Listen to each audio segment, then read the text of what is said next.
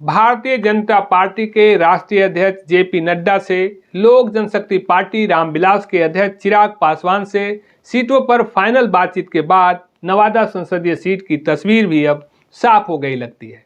नवादा संसदीय सीट पर एक बार फिर से एनडीए की तरफ से लोक जनशक्ति पार्टी की संभावना बन गई है। नमस्कार, मैं अशोक प्रियदर्शी। ऐसा इसलिए कह रहे हैं कि 2019 के लोकसभा चुनाव में लोक जनशक्ति पार्टी के पास कुल 6 सीटें थी। हाजीपुर, जमुई, खगड़िया, वैशाली, नवादा और समस्तीपुर। लेकिन 2024 लोकसभा चुनाव में 5 सीटें दी गई है। ऐसे में चिराग पासवान को 1 सीटें छोड़नी है। चिराग पासवान क्या कदम उठाएंगे, यह समझने के लिए लोक जनशक्ति पार्टी की टूट की कहानी को समझना पड़ेगा। दरअसल लोक जनशक्ति पार्टी में टूट के कारण चिराग पासवान अकेले पड़ गए थे। रामविलास पासवान के भाई पशुपति कुमार पारस समेत 5 सांसद अलग गुट बना लिए थे। तब चिराग ने नई पार्टी लोक जनशक्ति पार्टी रामविलास का गठन किया था।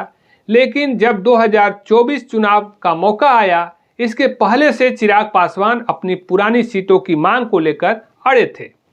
दूसरी तरफ चिराग के चाचा पशुपति कुमार पारस अपने गुट के सांसदों के लिए सीटें मांग रहे थे।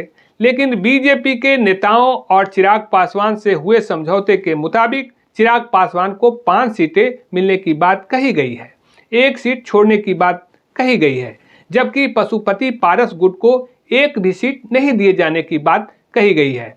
बीजेपी की ओर से पशुपति पारस को राज्यपाल और रामचंद्र पासवान के बेटे प्रिंस को बिहार में मंत्री दिए जाने की बात कही जा रही है। अब हम बता दें कि नवादा में एलजेपी रामविलास के उम्मीदवार उतारने की तस्वीर क्यों स्पष्ट हो गई है।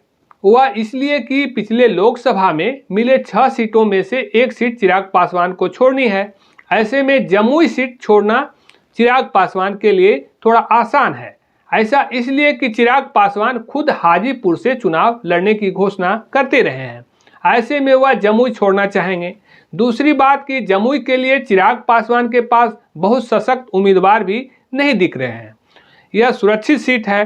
दूसरी तरफ जदयू की ओर से पूर्व मंत्री अशोक चौधरी के लिए जमुई सीट मांगी जा रही है। ऐसा इसलिए भी कि बीजेपी को गया सुरक्षित सीट सहयोगी दल हम सेकुलर के संस्थापक जीतन राम मांझी को दिलवानी है। ऐसे में जदयू को गया सीट जीतन राम मांझी के लिए छोड़नी है। ऐसी परिस्थिति में जमुई ही एक सीट ऐसी बचती है जिसके जरिए सभी दलों की जरूरतें पूरी हो रही है।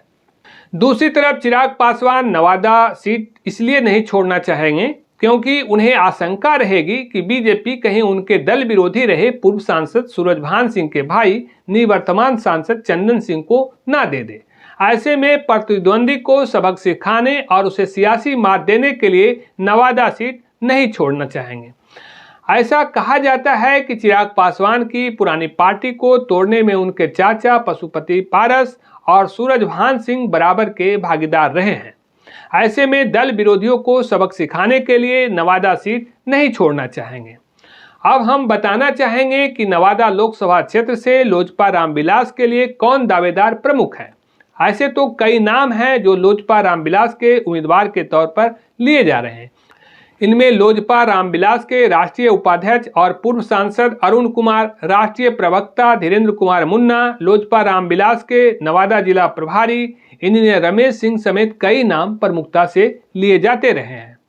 लेकिन इन नामों से जहानाबाद के पूर्व सांसद अरुण कुमार के नाम को प्रमुखता से लिया जा रहा है। वह इसलिए कि अरुण कुमार सीनियर लीडर हैं, अनुभवी हैं और नवादा से काफी पहले से जुड़े रहे हैं। सबसे अहम कि चिराग जब अलग थलग हुए थे तब अरुण कुमार की भूमिका अभिभावक के रूप में रही है। अरुण कुमार के प्रति प्रधानमंत्री नरेंद्र मोदी का रुख भी सकारात्मक रहा है। ऐसे में नवादा से अरुण कुमार का लड़ना तय माना जा रहा है।